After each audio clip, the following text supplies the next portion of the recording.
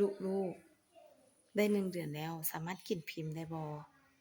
กินได้เด้อแม่ที่ว่าผ่านการลูกแท้งลูกขูดมดลูกดูดมดลูกหรือแม้แต่จะการกินยาขับออกอะนะสามารถกินพิมพ์ได้ทั้งหมดเลยกินพิมพ์เข้าไปมันจะไปช่วยปรับฮอร์โมน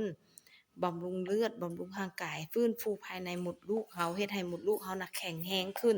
บางคนมีลูกแล้วแท้งง่ายลูกง่ายกินพิมพ์เข้าไปมันจะไปช่วยเฮ็ดให้มดลูกเจ้าแข็งแรงขึ้น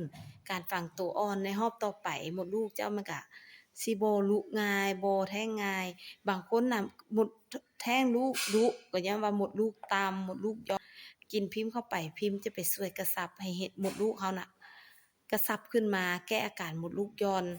เนาะแต่ว่าทางนี้ถ้าว่าแม่ใดที่ว่ามดลูกย่อนระดับ2ระดับ3ระดับ4แล้วแนะนำกินพิมพ์คู่กับการขมิบช่องคลอดขมิบแบบใดก็คือเหมือนเฮากั้นเหนี่ยวไว้นับกั้นไว้สัก10วิแล้วเฮาคายออกกั้นไว้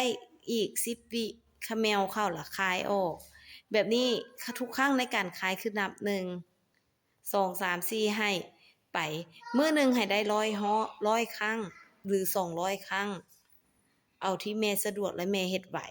เพราะว่าแล้วบ่แม่นว่าเฮาสิเฮ็ดบัดเดียวให้มันฮอด100ครั้งเฮาอาจจะแบ่งซอยย่อยมาเป็นแบบเช้า30สวย30หรือทุกครั้งที่คิดออกแล้วครั้งละ10ละ20ไปจังซี่รวมกันให้ได้100หา200ครั้งแบบนี้สิเฮ็ดให้มดลูกเจ้าที่มันต่ำๆหย่อนๆแล้วเวลามีลูกหรือว่ามีหยังมาแล้วมันลุกง่ายหันน่ะแข็งแรงขึ้นบ่ลุกง่ายเนาะเฮ็ดให้เฮาแข็งแรงนำอีกแม่ใดที่ว่ามักลุลูกแท้งลูกติดแล้วบ่อยู่กินพิมพ์เข้าไปพร้อมกับขมิบตามแม่เป้าแนะนำเลยพิมพ์จะไปช่วยอิหยังช่วยในเรื่องของการบำรุงปรับฮอร์โมนเวลาเฮาถือผ้าปุ๊บท้องเฮาว่าสัญญาณบอกว่าเฮามีลูกแล้วเสียน่ะฮอร์โมนเฮาเปลี่ยนทันทีเลยแม่ๆฮอร์โมนเฮาเปลี่ยนทันทีแล้วพอเฮาลุกมาปุ๊บในร่างกายเฮามันบ่เหมือนเดิมเดะเฮาต้องกินพิมพ์เข้าไปเพื่อไปปรับสมดุลปรับฮอร์โมนในร่างกายเฮาบำรุงเลือดให้เฮาแล้วก็บางคนน่ะผ่านการขูดการดูดออกมาน้องสาวก็บ่เหมือนเดิมอีกนะ